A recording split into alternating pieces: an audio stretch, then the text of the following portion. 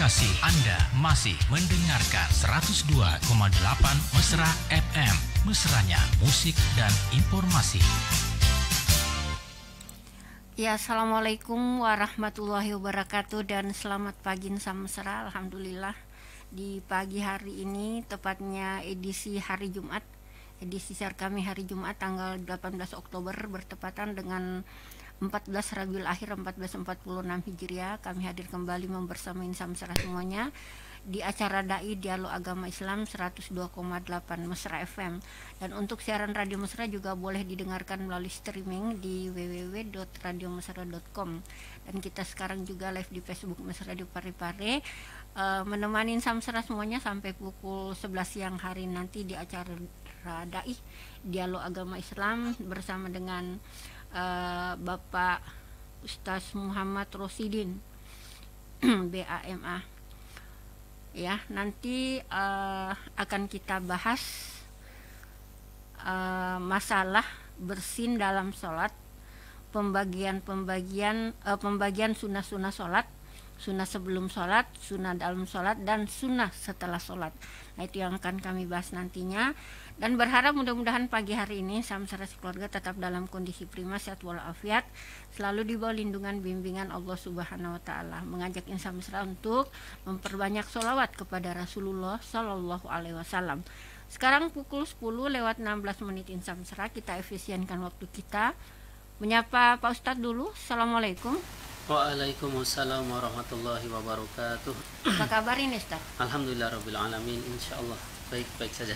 Sehat lahir batin Ustadz ya. Iya. Jangan cuman, kita juga berharap demikian kepada Insan Mesra semuanya sehat luar dalam. Sehat lahir, sehat juga batinnya ya. Iya. Ustadz tadi sudah saya sampaikan ke Insan Mesra untuk materi kita pagi hari ini ya, yaitu bersin dalam sholat dan selanjutnya pembagian sunnah sholat ya, sunnah sebelum sholat, sunnah dalam sholat, dan juga sunnah setelah sholat. Nah, Ustaz silahkan dengan materi kita hari ini. Bismillahirrahmanirrahim. Assalamualaikum warahmatullahi wabarakatuh. Waalaikumsalam warahmatullahi wabarakatuh. Alhamdulillahirabbil alamin. Subhanallah walhamdulillah wala ilaha illallah wallahu akbar wala haula wala quwata illa billahil aliyyil azim. Allahumma sholli ala sayyidina Muhammad wa ala ali sayyidina Muhammad. Insan Mesra dimanapun berada, segala puji hanya bagi Allah Subhanahu wa taala. Salawat dan salamnya kita haturkan kepada yang mulia Nabi kita, Nabi Muhammad sallallahu alaihi wasallam. Insan Mesra dimanapun berada, nah, kita akan melanjutkan. Sebelum melanjutkan, kita doa dulu untuk siapapun, guru-guru kita, keluarga kita, teman kita, saudara kita. Saudara itu ya berarti sesama muslim, siapapun itu kita doakan. Alladzina wa ala niyatin al-Fatihah. A'udzubillahi minasyaitonir rajim. Bismillahirrahmanirrahim. Alhamdulillahirabbil alamin arrahmanirrahim maliki yaumiddin. Iyyaka na'budu wa iyyaka nasta'in. Ihdinas shiratal mustaqim shiratal ladzina an'amta 'alaihim ghairil maghdubi alaihim waladdallin. Bismillahirrahmanirrahim. Insan Mesra dimanapun berada, ya, kita akan melanjutkan pembahasan sesuai urutan bab-babnya. Nah, kita akan melanjutkan daripada beberapa pembagian sunnah. Ada sunnah-sunnah sebelum melaksanakan sholat, ada sunnah-sunnah ketika sudah melaksanakan sholat, di dalam sholatnya, dan ada sunnah ketika selesai melaksanakan sholat. Namun sebelumnya kita akan membahas daripada pertanyaan yang kemarin ya, kalau nggak salah itu bersin pembahasannya. Bersin ketika sholat, karena kemarin itu kami pun masih ragu kan sebetulnya boleh tidaknya itu, karena sebelumnya itu kami mengantar anak saya ke rumah sakit kan, periksa, malamnya juga ada kesibukan apa, jadi nggak sempat baca keseluruhan. Jadi kan kami jawabnya cuma lebih baik jangan, lebih baik jangan ya, bukan tidak boleh gitu. Nah, apa sih bersin dalam sholat, bagaimana itu? Ketika bersin dalam sholat bagaimana? Abtosa syakhsun fi sholati sunnalahu ayyah mada sirron walau fi atna'il fatihati lakinnaha tanqati'u bidzalika fayu'iduha. Ketika seseorang bersin di dalam sholat bagaimana? Memang sunnah bagi dia tetap mengucapkan alhamdulillah. Sirron secara pelan pesan. Walau fi atna'il fatihati, walaupun di dalam pertengahan baca Al-Fatihah. lakinnaha tanqati bidzalika fayu'iduha. Tapi kalau ketika baca Al-Fatihah nih, ketika sholat kita sedang baca Al-Fatihah, alhamdulillah alamin, bersih, kemudian baca kita alhamdulillah. Nah, ini boleh, tapi memutus Al-Fatihahnya, memutus bacaan Al-Fatihah, maka dia wajib mengulangi dari awal lagi.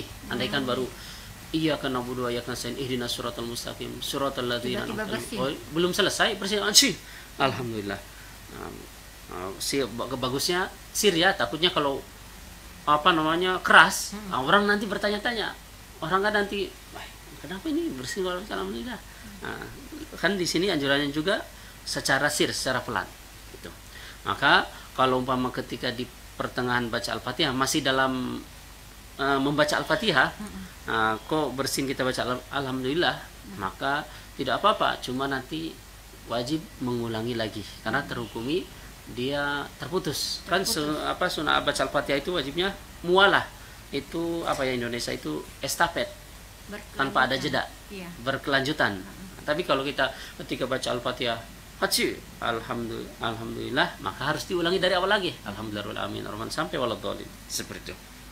Wa kahamila, itu dalam kitab Fathul Mu'in juga, fayu'idu qira'atal Fatihati, maka mengulangi bacaan Al-Fatihahnya bitakhalluli dzikrin ajnabiyyin, dengan disebabkan karena baca zikir-zikir yang lain. Zikir yang lain la yata'allaku, yang tidak ada hubungannya bisolati dengan salat, fiha, di dalamnya. Wa in qalla, walaupun sedikit, walaupun bacaannya sedikit. Kaba di ayatin, seperti baca sebagian ayat, min ghairiha, ya, ayat yang lain. Wa kahamdi atosin, dan seperti halnya baca alhamdulillah karena bersin. Wa in sunnah fiha, walaupun sunnah baca alhamdulillah ketika bersin di dalam salat. Ka khurijiha, sebagaimana sunnah ketika di luar sholat. Kan kalau di luar sholat sudah pasti kan, di luar sholat sunnah baca alhamdulillah. Di dalam sholat pun sunnah baca alhamdulillah ketika bersin, tapi secara perlahan kalau bisa, supaya enggak menimbulkan pertanyaan atau apa. Tapi ketika itu, yaitu kahamilatausin ay qulu alhamdulillah fi athna'il fatihati fa innahu yaqta'uha wa yajibu alaihi i'adatuha. Nah, ketika masih baca durasi masih baca Al-Fatihah, kalau durasi masih baca Al-Fatihah, maka ketika bersin ucapkan alhamdulillah, itu kita harus mengulangi baca Al-Fatihah dari awal lagi. Seperti itu. Tapi kalau misalkan habis Al-Fatihah kan biasanya kita juga disunahkan. Di selain itu ya? Selain dari Al-Fatihah bagaimana itu? Iya, tidak apa-apa.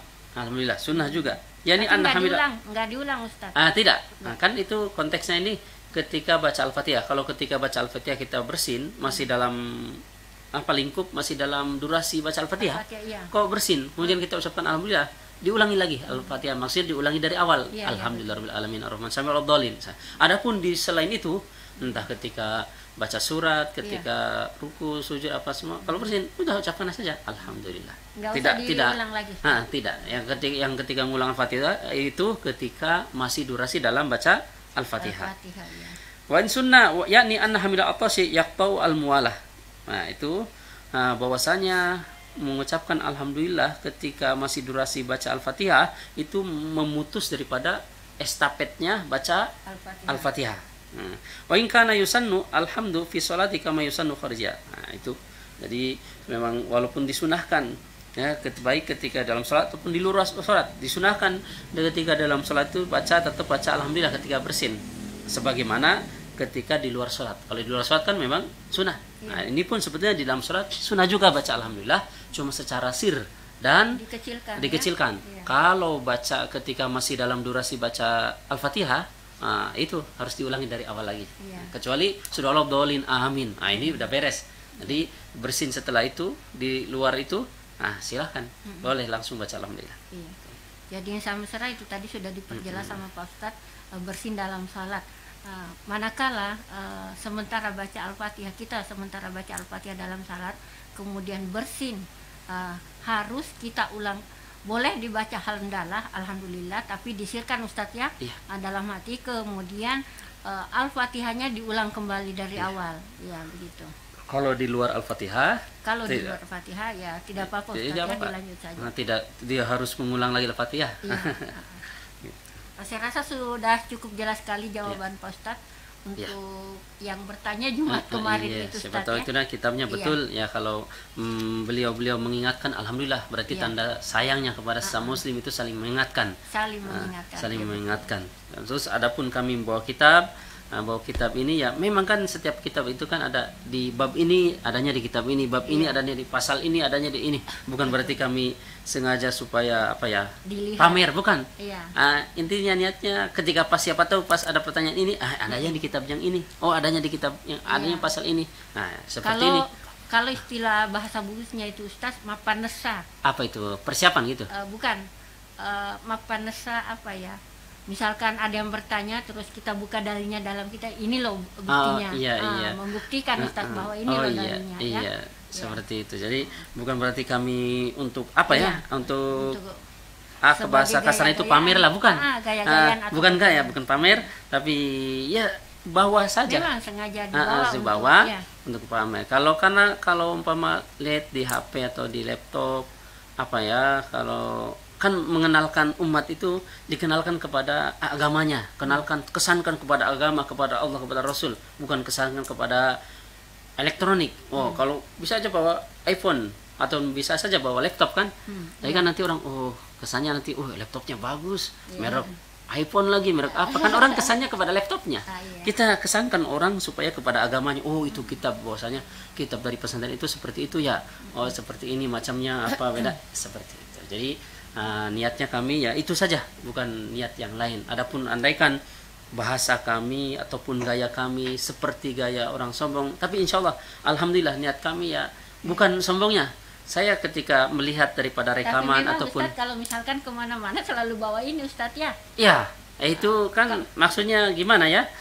Ya kan sudah jelas kalau umpama ya dari sini, ada dari sini betul. gitu. Terus kalau umpama pembawaan saya, gayanya ataupun apa namanya, intonasinya kah, entah pembicara ngomongnya ataupun gaya gerak-gerik saya mungkin kelihatan sombong, tapi naudzubillah, insya Allah saya niatnya karena Allah. Andaikan gayanya mungkin memang seperti itu gayanya, tapi naudzubillah, semoga Allah bimbing kita semuanya berkata tutur kata baik, bergaya dengan baik, dan hanya karena Allah Subhanahu wa taala. Kalau ada salah dari kami ya memaafkan, saling sesama muslim, saling mengingatkan, saling mendoakan. Tidak ada yang baik, tidak ada yang sempurna kecuali Allah dan Rasulnya. Ya baik Ustadz, ini ada Ibu Hajirana Umar. Bismillah, assalamualaikum. Afwan Pak Ustadz, Umi Mira Tabe izin hadir menyimak dan mendengarkan. Mohon pencerahan Pak Ustadz, bagaimana kalau sementara sholat, sementara baca Al-Fatihah kita menguap atau batuk? Ya, kalau kita baca Al-Fatihah menguap, kita batuk, ya tinggal lanjutkan saja kan. Umpama itu iyyaka na'budu wa iyyaka, belum selesai sampai ada ayat. Nanti ulangi lagi dari ayat yang pertamanya tadi, iyyaka na'budu wa iyyaka nasta'in ihdinas siratal mustaqim. Enggak diulang dari awal. Bukan. Seperti itu. Ini kalau menguap atau batuk kan biasanya kalau bersin itu kita baca hamdalah. Ini kalau menguap kan enggak ada yang tambahan pasal, cuma kan saya diam saja dia. Selanjutnya Edan Dista Putri, terima kasih juga mendengarkan. Ibu Hajirana, bagaimana, sudah mengerti dengan jawaban Pak Ustadz tadi? Diulang lagi deh Pak Ustadz, siapa tahu nggak ngerti. Kalau misalkan sementara baca Al-Fatihah terus menguap, menguap dulu, kemudian nanti baca Al-Fatihah yang tadi belum di akhir ayat. Contohnya seperti ini.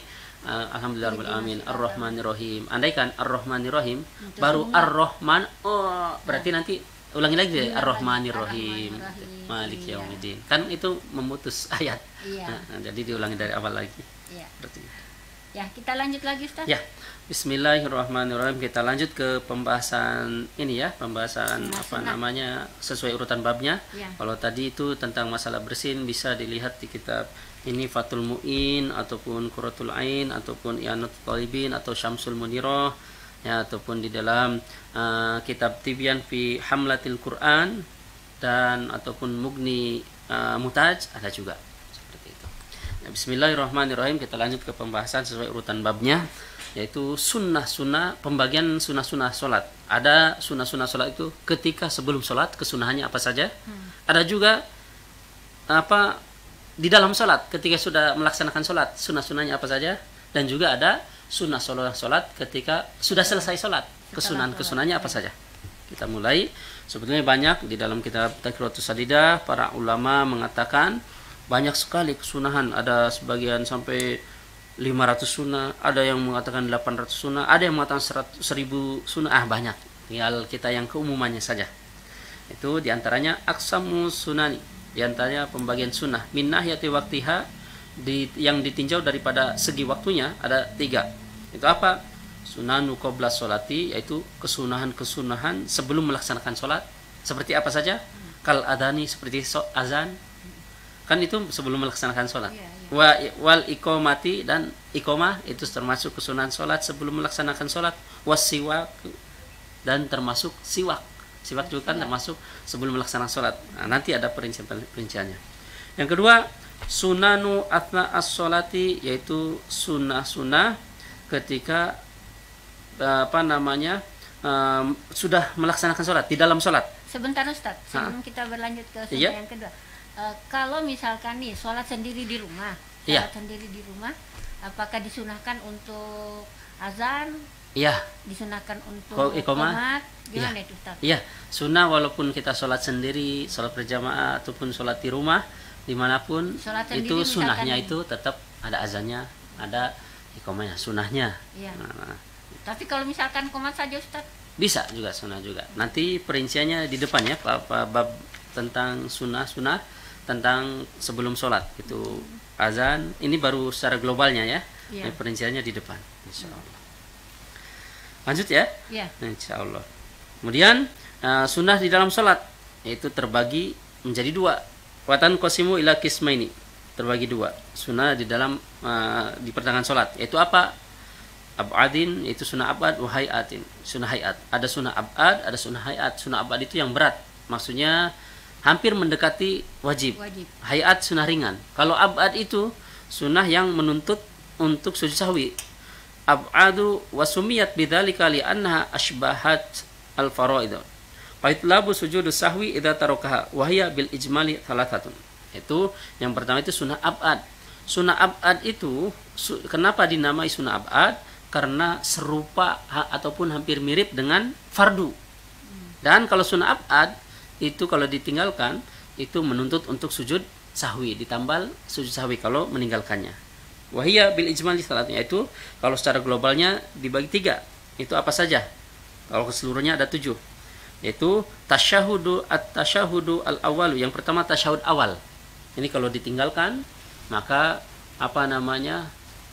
sujud sahwi nanti pas sebelum salam. Kalau sujud sujud tasyahud awal ditinggalkan, tidak dikerjakan, sudah keburu berdiri. Nah, ini umpama tasyahud awal ini Bapak Ibu, harusnya tasyahud awal. Dia imamnya itu sudah terlanjur berdiri. Subhanallah, subhanallah. Kalau sudah tegak nggak usah kembali lagi. Kan tasyahud awal nanti kan tinggal diganti sujud sahwi. Tapi kalau belum tegak boleh kembali lagi. Kalau sudah tegak kok kembali lagi malah batal salatnya. Tapi Ustaz, ini kan tadi imamnya. Imamnya. Bagaimana dengan makmumnya Ustaz? Sama juga. Kalau belum tegak boleh kembali lagi. Jadi kalau imamnya pun kembali. Kalau misalkan sudah ditegur-tegur begitu, subhanallah, tapi nggak di ini, makmumnya ikut terus. Ikut imam saja, karena salat berjamaah. Imam. Jadi tasyahud awal. Kemudian waqu'uduhu, dan duduk tasyahud awalnya, kedua ini. Berarti kalau ditinggalkan ini duduk tasyahud awal. Kalau tasyahud awal kan itu bacanya at-tahiyatul mubarakat sampai selesai. Kalau tasyahud awal itu sampai Allahumma sholli ala Muhammad. Nah, yang kedua duduk tasyahud awal. Kalau ditinggalkan ya udah berarti sujud sahwi. Wassalatu ala nabi fihi, dan sholawat kepada nabi. Sholawat di tasyahud awal ini termasuk sunnah ab'ad. Kalau ditinggalkan, andai kan dia tahiyat, tapi tahiyat awal sudah tahiyat awal, tapi dia lupa tidak baca salawatnya, berarti nanti ditambal dengan sujud sahwi sebelum salam. Kalau madhab Syafi'i nambal itu sujud sahwinya sebelum salam. Kalau madhab Hanafi sujud sahwinya setelah salam. Salam dulu baru dia sujud sahwi lagi, salam, seperti itu. Kalau kita sebelum salam sujud sahwi dulu baru salam. Yaitu yang ketiga. Yang keempat, al-kunutu kunut. Nah, yang keempat kunut juga termasuk sunnah abad kalau ditinggalkan sujud sahwi. Mama kunuti. Tapi juga ada yang kadang ada yang tidak kunut, Ustaz. Iya, kan itu bagi yang kalau mazhab Hanafi, ya, Maliki, kata tidak kunut, tidak apa-apa bagi yang mereka. Seperti kalau di kita seperti Muhammadiyah ataupun kelompok yang lainnya yang tidak kunut, ya udah bagi dia. Tidak mungkin ikut madhab Hanafi. Madhab Hanafi kan tidak sunnah kecuali di ada momen-momen tertentu, kunut nazilah, ada peperangan, ada apa supaya ataupun ada azab, ada apa supaya diangkat bala, adab dan sejenisnya. Kalau kita itu madhab Syafi'i Hambali kunut di setiap rakaat kedua sholat subuh. Dan ketika ada bala, bencana ataupun peperangan, boleh di setiap sholat pun kunut seperti itu. Kunut nazilah namanya. Kunut kalau lupa kita sholat subuh, lupa kunut, sudah terlanjur, sudah duduk. Nah ini kalau kita sudah terlanjur ke tempat sujud, nggak usah kembali, kalau kembali batal. Itu ya. Tinggal kalau kecuali baru kayak gini, subhanallah, berarti lagi bisa. Gitu. Kalau itu ditinggal Ustaz, nanti kita ganti dengan sujud sahwi. Iya, kalau ditinggalkan ini membahas yang kalau ditinggalkan tidak dikerjakan diganti dengan ditambal dengan sujud sahwi keempat. Wa qiyamuhu, dan berdirinya kunut. Nah, ini termasuk sunnah abad. Wa sholatu ala nabi wa ali wa sahbihi fihi, dan salat kepada nabi, keluarganya, sahabatnya di dalam kunut. Ini termasuk daripada sunnah abad. Kalau ditinggalkan maka sujud sahwi. Andaikan kunut, sudah kunut tapi lupa tidak sholawatnya, nah nanti ditambal dengan sujud sahwi. Kemudian yang ketujuh, as-sholatu ala ali fi tasyahudil akhiri, dan sholawat kepada Nabi dan keluarganya di tasyahud akhir. Nah, sama itu ya. Nah, itu kalau kita ini berarti tertinggal sujud sahwi. Seperti itu. 7.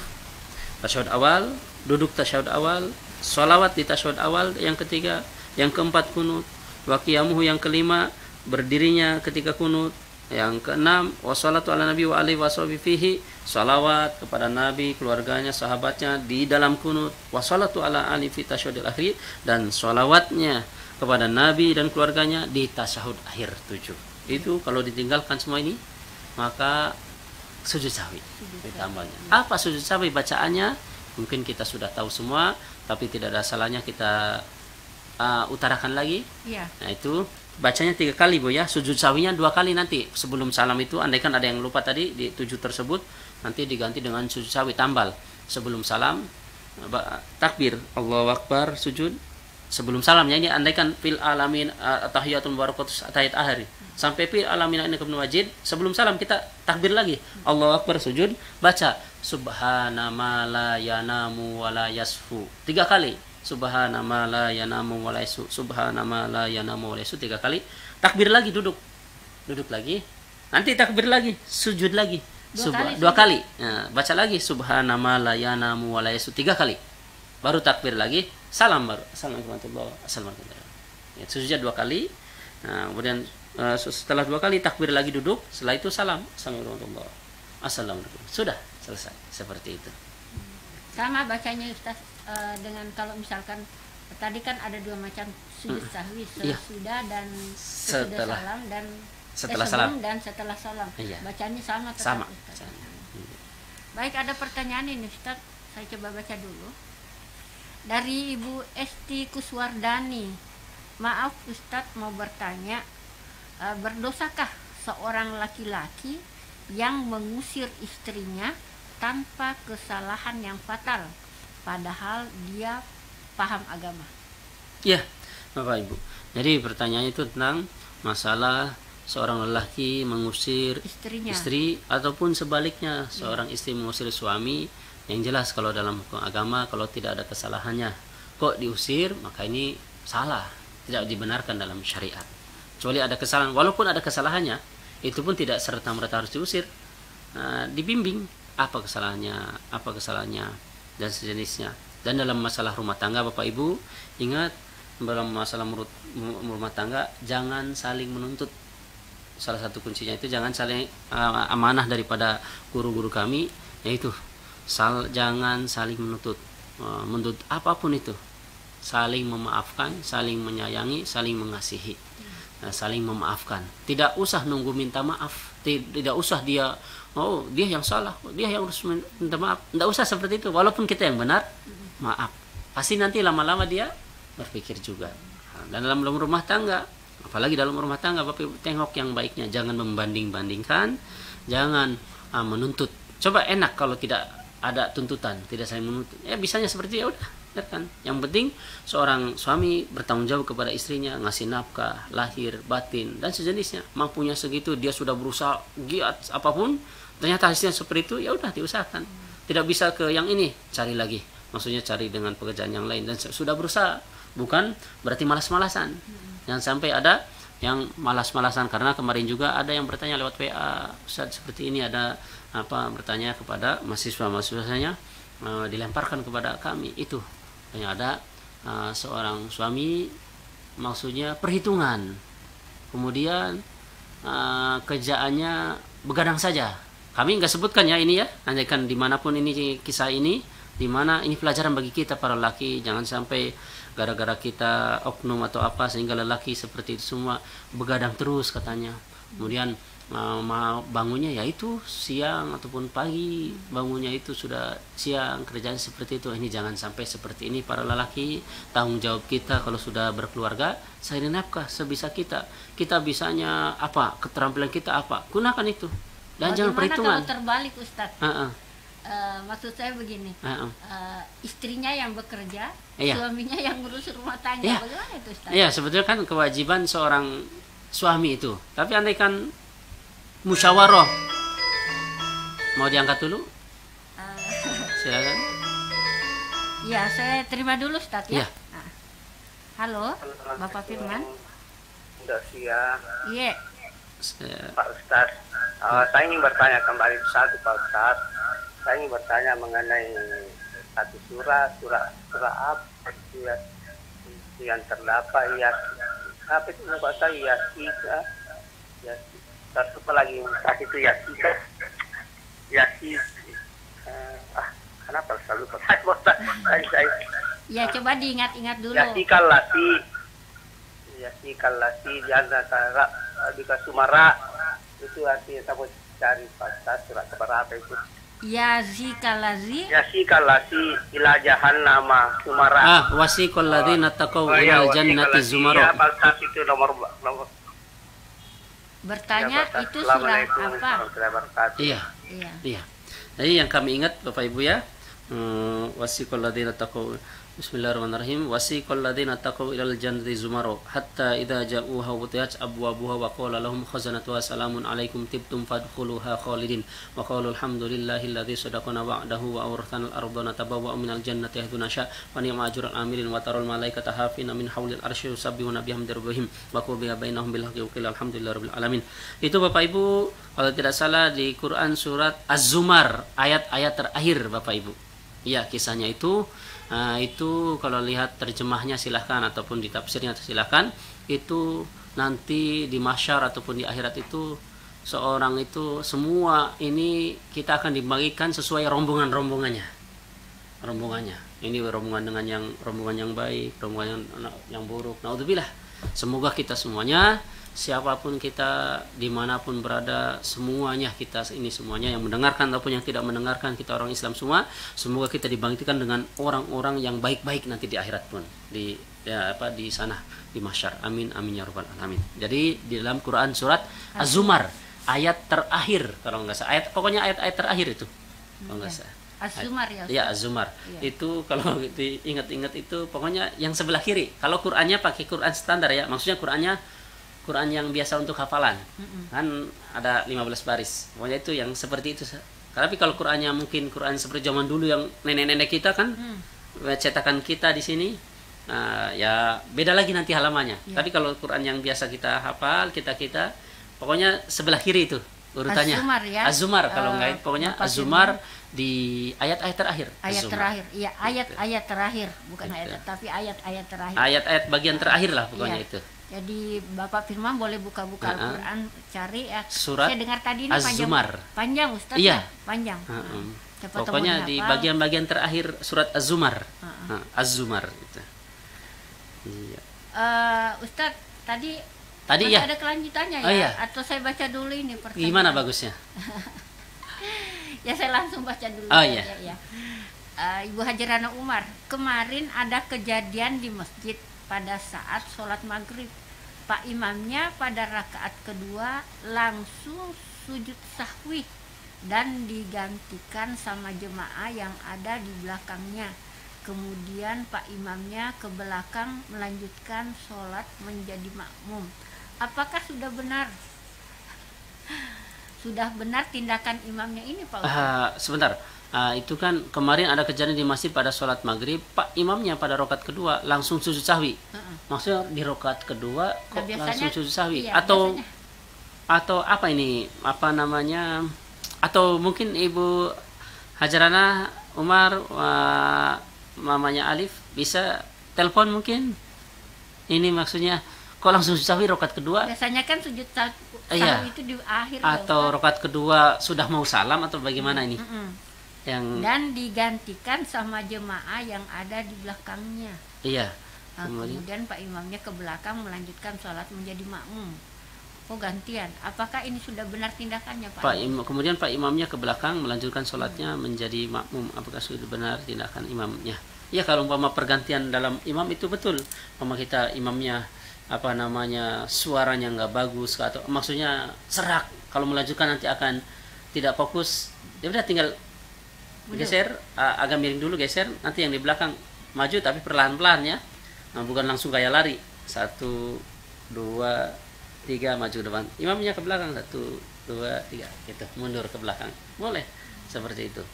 Cuma yang ini kasusnya ini kami belum belum tergambarkan. Kalau imamnya langsung sujud sahwi. Ustadz, tadi yang disampaikan Pak Ustadz itu apakah makmumnya dulu yang maju ke depan atau bagaimana, atau imamnya yang mundur ke belakang? Imamnya geser ke samping aja.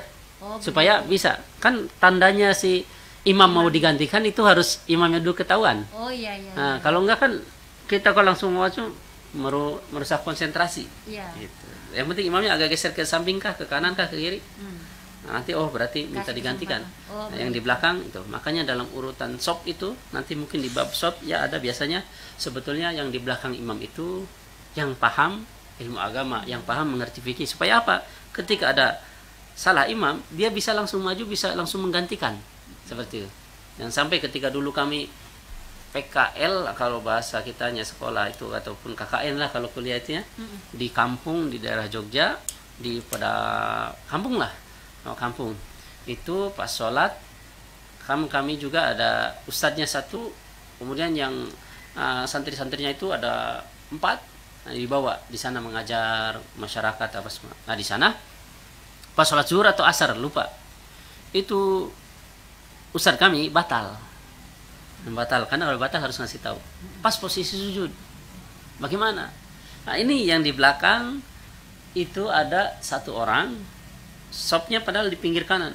Dia langsung kayak jalan itu ke depan. Bukan aturannya bukan seperti itu. Jadi kalau ketika sujud itu mau jadi imam, tinggal yang di belakang itu yang mau jadi imam tinggal aba-aba dulu ngomong Allahu Akbar, Allahu Akbar, Allahu Akbar. Karena posisi mati itu. Kalau bahasa mudanya itu posisi mati. Kan kalau maju itu nanti ketika berdiri.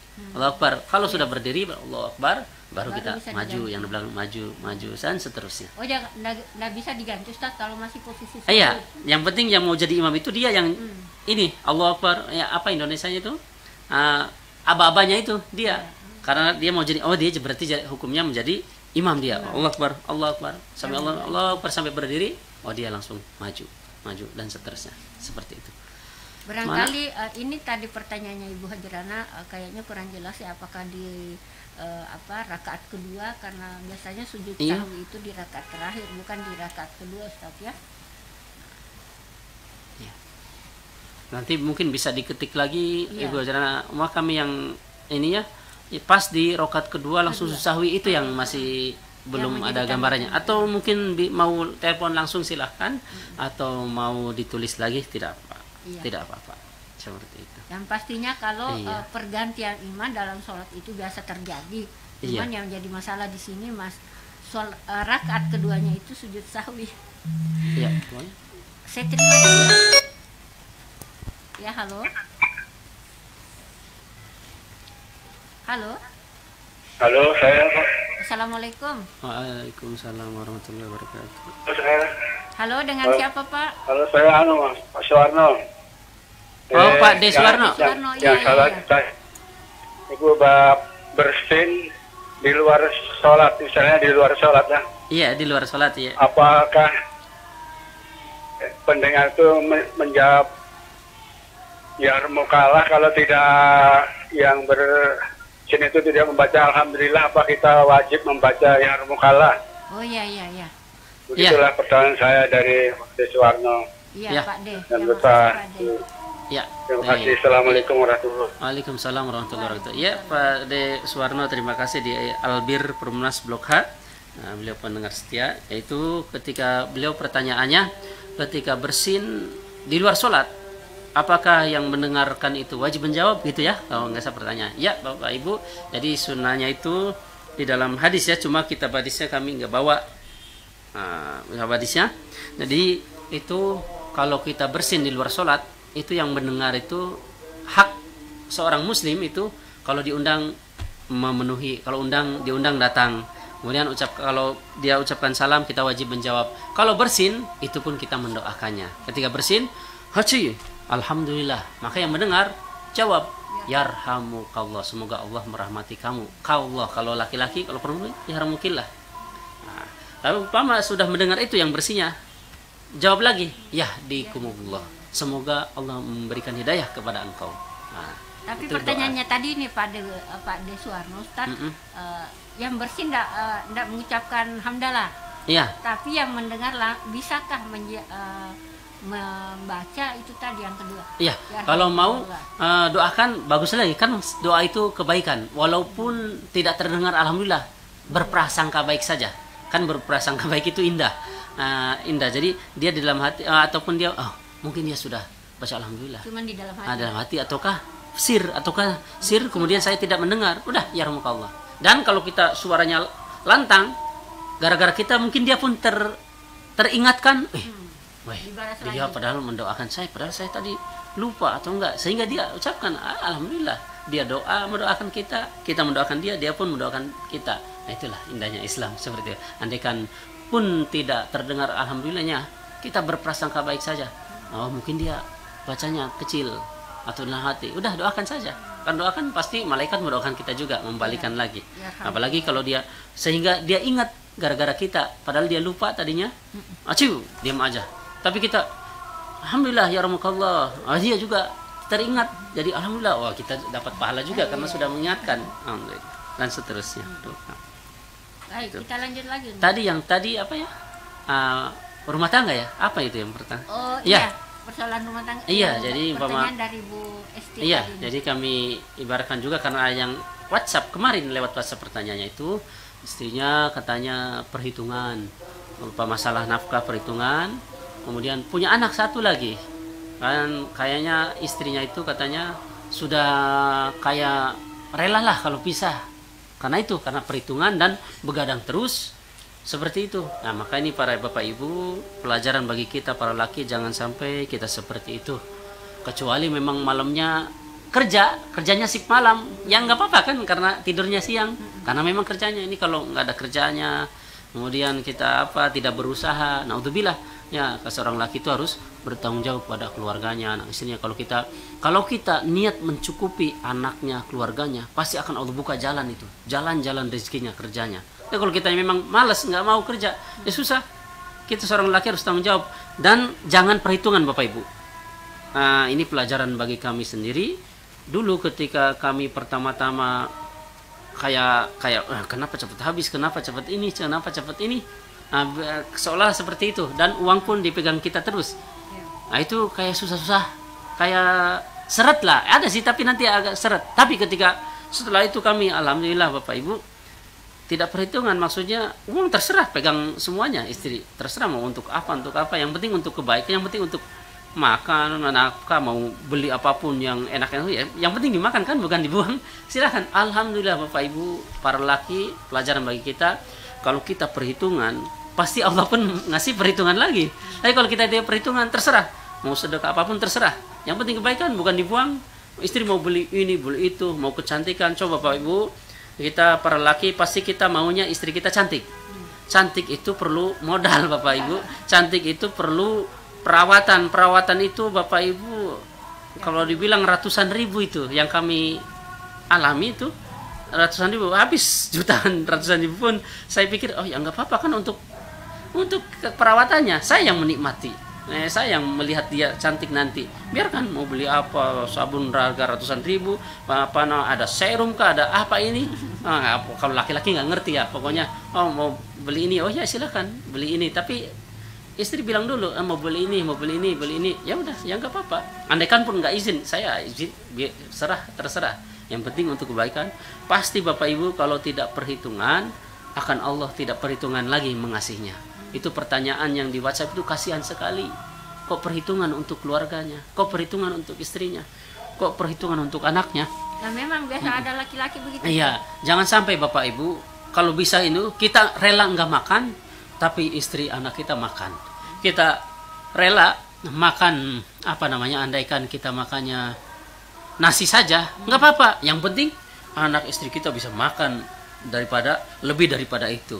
Jangan sampai kita makan enak, istri kita, anak kita yang makan tidak enak. Pokoknya jangan sampai perhitungan, pasti Allah kasih juga tidak perhitungan. Jadi bahkan kalau andaikan seperti itu, ya ini malu bagi kita para laki perempuan tersebut yang bertanya kepada mahasiswa tersebut, sehingga dia rela dia mengatakan, oh saya bagaimana ini, saya udah rela kalau saya diceraikan gara-gara seperti itu. Jadi seperti itu Bapak Ibu, maka rumah tangga baik dengan tanggung jawab para lelaki. Dan seorang perempuan itu kalau sabar pahala surga. Tapi kalau secara hukum pun kalau sudah ditelantarkan andaikan sudah tidak diurusi, itu boleh menggugat cerai. Alhamdulillah. Tapi kalau sabar ya pahala. Seperti itu.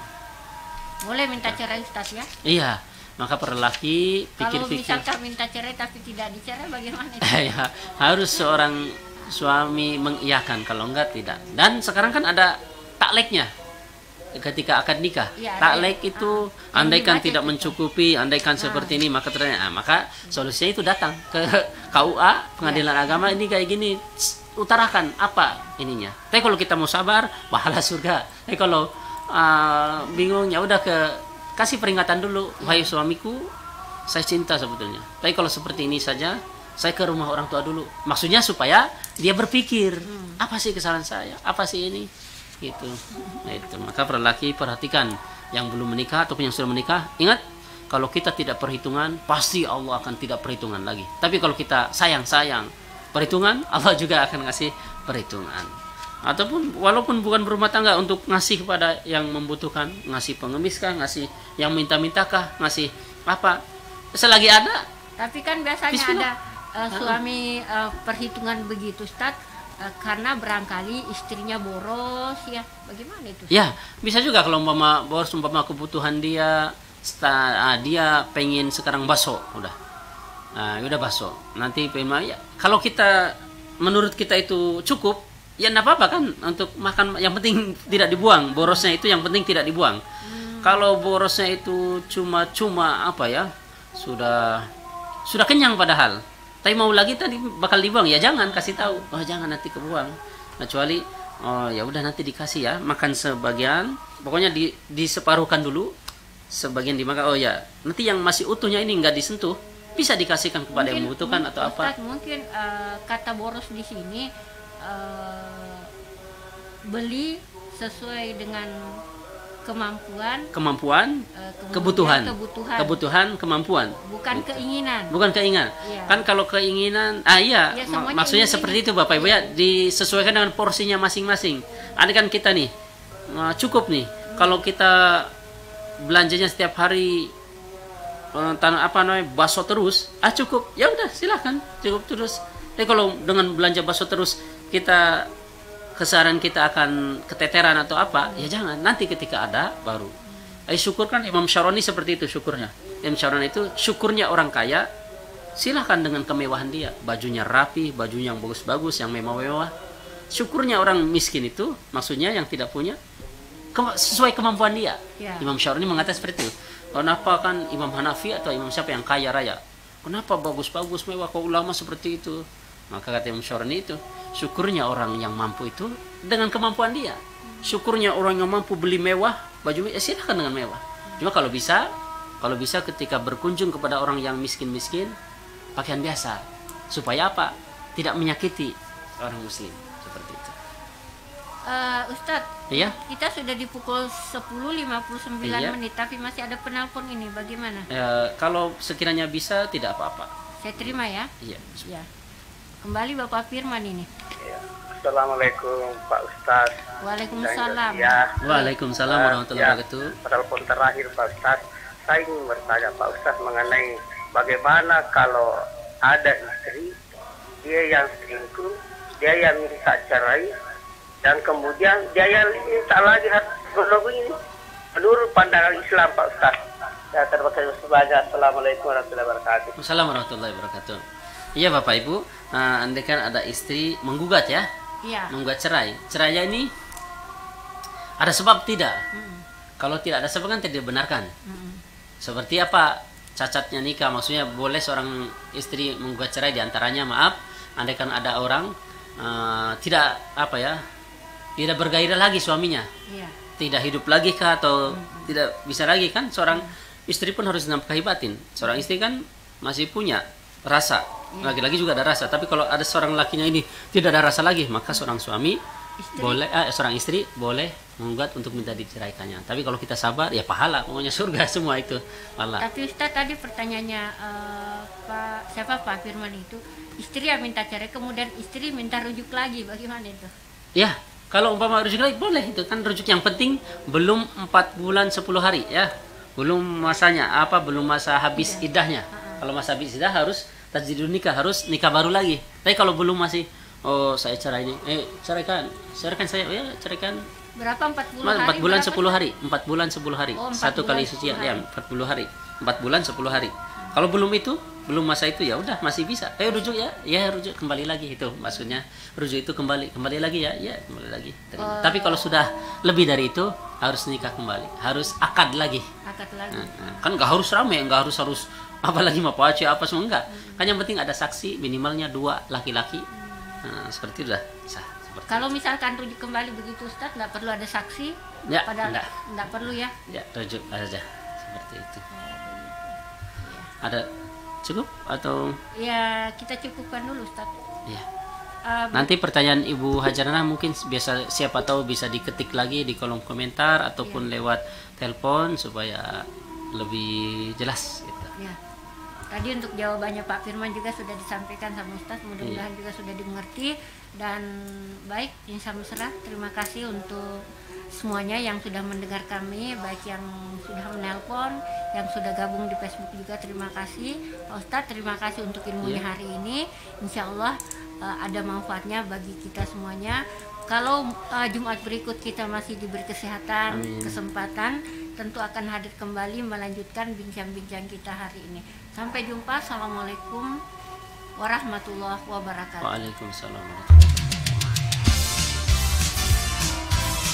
Terima kasih Anda masih mendengarkan 102,8 Mesra FM. Mesranya musik dan informasi.